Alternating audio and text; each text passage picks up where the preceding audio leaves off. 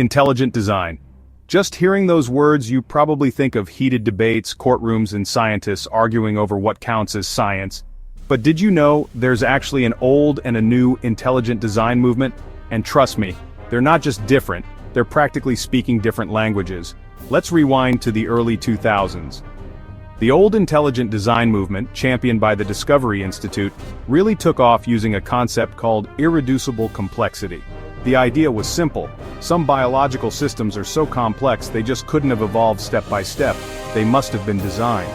The famous Dover trial in 2005 put this idea to the test.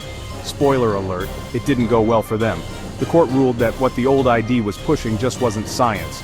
Now, some old ID supporters tried switching gears, swapping out irreducible complexity for arguments about information in DNA, but here's the thing, they almost never talked about intelligence itself. It was like trying to explain a magic trick without mentioning the magician.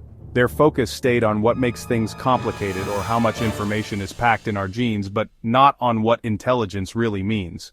Enter Edgar Alberto Postrado and the new intelligent design movement. This guy basically flipped the whole conversation. Instead of playing defense about complexity, he went straight to the heart of the matter: intelligence. Postrado's big idea? Intelligence is a universal pattern problem solution. Sounds simple, right? But think about it.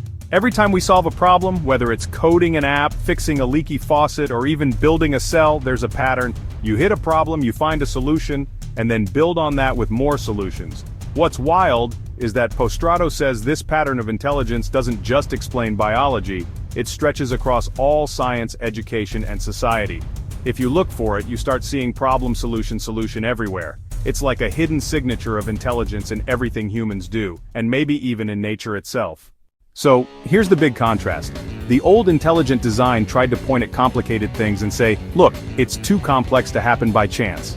The new intelligent design says, hold on, let's talk about what intelligence actually is and how it shapes everything. No more tiptoeing around the word intelligence. For the new ID, it's front and center, and it's not just about biology. It's about a universal pattern that explains how problems get solved by humans, by nature, maybe even by the universe itself. So what do you think? Is intelligence a pattern we can measure, spot, and use to explain the world? Or is it just another label we put on things we don't fully understand? Let me know in the comments. And if you want to dive deeper into this new wave of intelligent design thinking, hit subscribe and stick around. There's a lot more to explore.